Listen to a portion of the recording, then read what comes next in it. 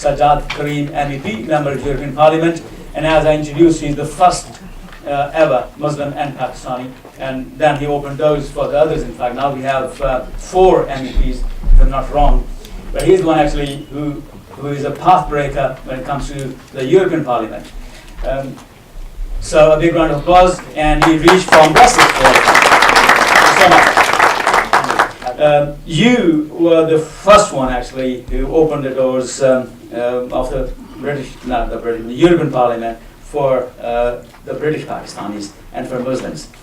Now, what it took you to actually make it possible, and how can they follow your footsteps? Well, good afternoon. First of all, my sincere apologies for my delayed arrival here today, and as a result of which I find myself on a panel with some serious brain power, so disadvantages of me, yeah. But just dealing very, very quickly with the far too kind an introduction that Arif has actually provided. I suppose you're asking me why the European Parliament. I had a choice. I could have gone into the National Parliament or the European Parliament, but back in 2003, I had taken the view, because of a number of experiences that I had had, that actually the future lay at a European Union level.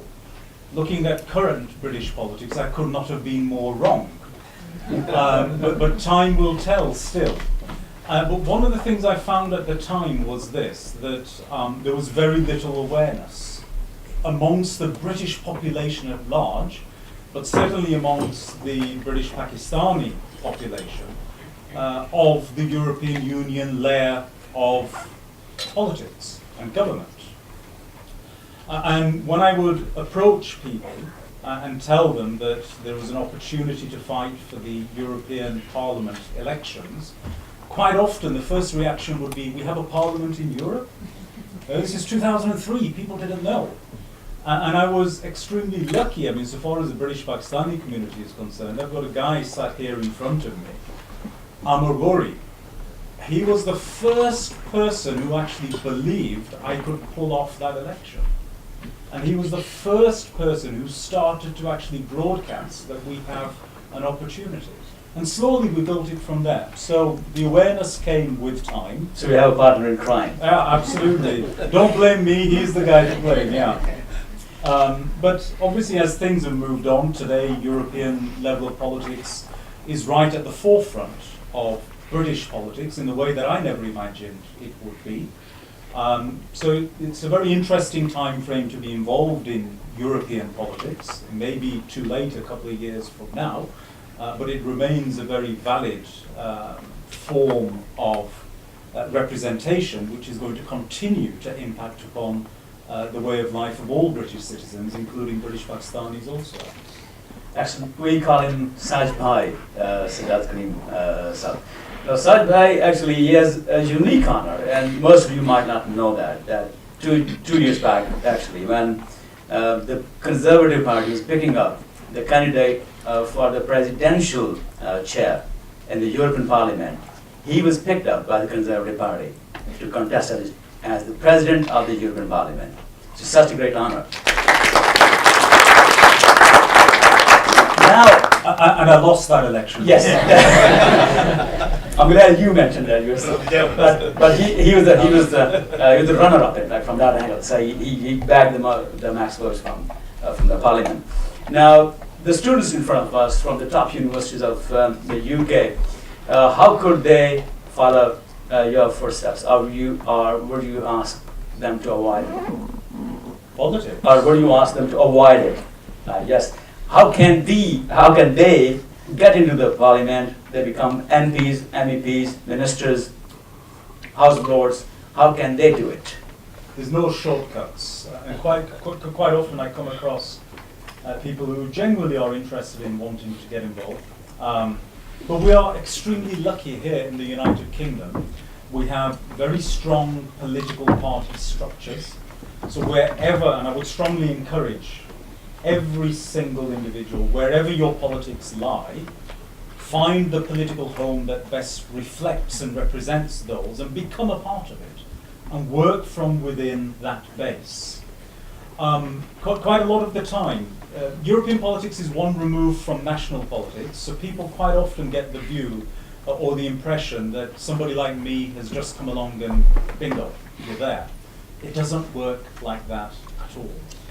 My own journey started at the age of 7, going out leafleting door to door for my local Member of Parliament, and knocking on doors, canvassing, asking for support.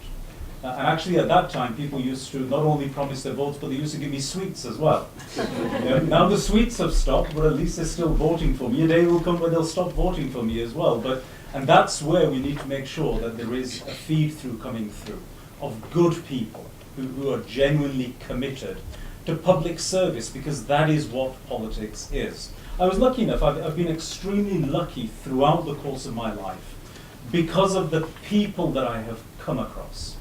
And one of the things that I recall on the day that I graduated, that one of my political heroes, Roy Jenkins, was the person presenting the degree to me. And he gave a speech that day, and he said, look, all of you, you will go on to do fantastic things for yourselves. But one thing you must do is adopt a cause. Because when you adopt that cause, you think you are actually giving, but ultimately that cause will give you far more than you could ever given to it. Very well. That was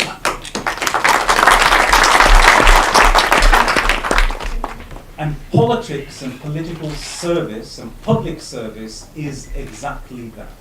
You have to be absolutely selfless. You've got to be willing to sacrifice everything. Look, you wake up in the morning and you head off and you go out through the course of the day. Hardly ever will anybody appreciate what you've done throughout the course of that day. And you may have done some truly brilliant things. You will get nothing but criticism. But the following morning you've got to get up again, and those same people that criticized you all day the day before, you've got to go out and work once again in their interests. So it is genuinely public service, and you've got to be selfless about it. And unless and until, and as long as we have still got people in our society, you know, the British Pakistani community is brilliant at looking after the interests of others. We sometimes play ourselves down far too much. And when it comes to political life, that is the essence of it. And as long as we have got sufficient people in our societies today who are still willing to sacrifice their own levels of comfort in order to serve others, we're going to be okay. So please, you know, if you have those ambitions to genuinely serve, then the political service is one of the ways that you can do it. It certainly is one of the most rewarding ways that you can do it. Yes. Yes. Your My name? name's Ayaz. When you found out about this event yesterday, it's such a wonderful event and such a wonderful panel previous as well as panel now. My question is about what Major Malik said earlier on. We have powerful neighbours we need to get on with, as in India, and I'm looking at history with Chaudhry Rehmat Ali and what he coined the name Pakistan on. And I'm looking at our future leader, who I compare Sajjad to him. In that sense, maybe we can increase the relationship between Pakistan and India to make it much better for Pakistan generally. I am into politics. So So my question is for Mr. Karim. We have conservative Pakistani friends, we have Labour Party Pakistani friends, but there is no mentoring going on for upcoming politicians who want to be part of British politics. So do you have any such things that you can tell us that would be well? The last question once more. For MEP, how do you think the Brexit decision impacts UK MEPs and the future of UK politicians in Europe? Right, excellent. So the floor is open. So let's start with Sajjad. Shall I go first? I think I have 3 questions put to me. One about potential of getting Indian involvement. From a European Union perspective, one of the key roles we try and play is to ensure that we bring about circumstances that help to bring countries together. And certainly in South Asia, we have tried to play a part there as well. Not just between India and Pakistan, but including Bangladesh, Afghanistan, a variety of others as well. The European Union actually provides a fantastic model for South Asia, if South Asia and South Asians are minded to follow it. It strikes me that a continent, Europe, which was at war only decades ago, absolutely intent on destroying one another and destroying ourselves in the process, today we are able to sit around a table and arrive at decisions that impact upon a population of 500 million people, and it's accepted by everybody on an equal basis. Is South Asia quite in that position today? Well, you haven't had the sorts of war that Europe went through. So theoretically, in South Asia, we ought to be much further down the line as compared to Europe. But actually the divisions, as I'm seeing them, are becoming deeper. Those fault lines are increasing, and the gaps that exist are becoming wider. How and why and until what position can something be done about that? One thing I'm absolutely convinced about, if we are going to rely upon the political leaders in those countries to bring those countries closer together, it's not going to happen.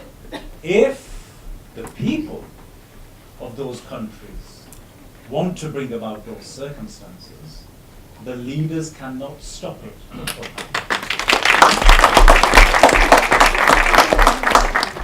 And in today's world, the power is actually with the people. It's no longer in the hands of the leaders in the way that it was only this time last year. That's how quickly the pace of change is coming about. So I'll park that there for now. I had another 2 questions put to me. One about mentoring for up-and-coming politicians, particularly from the Pakistani diaspora community.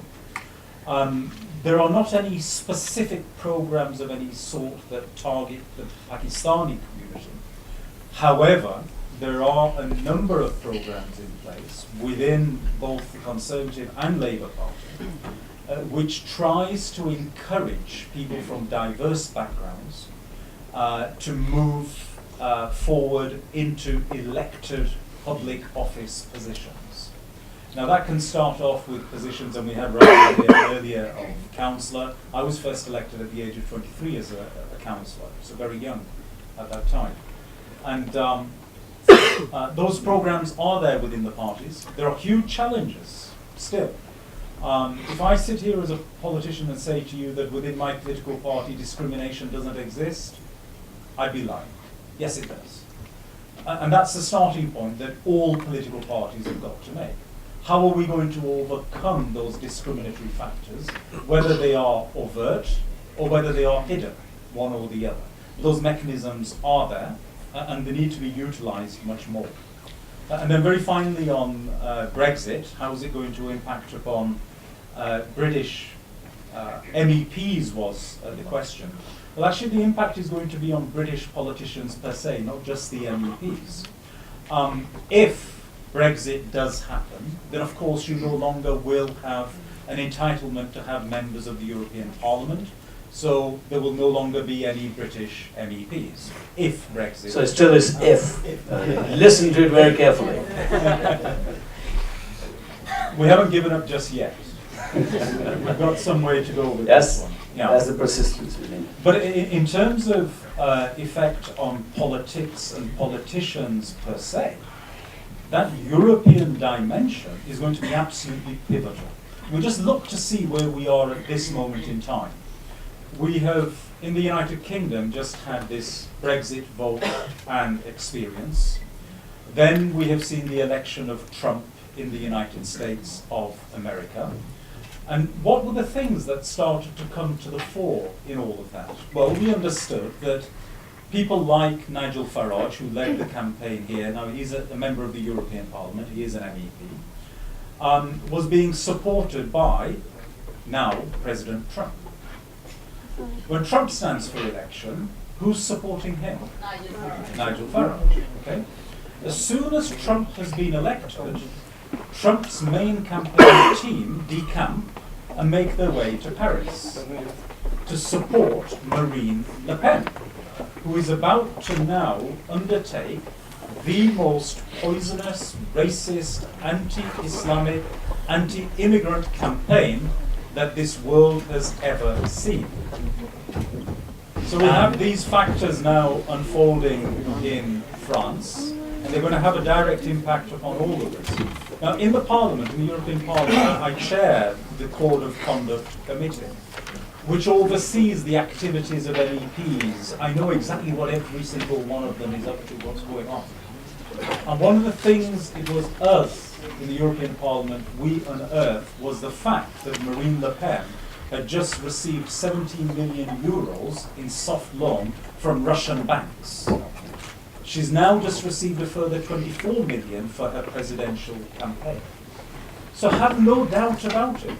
All of these movements are being financed and supported by a certain mindset and a certain type of country who do not have democracy as a model, or democracy as a model that they want to see progress.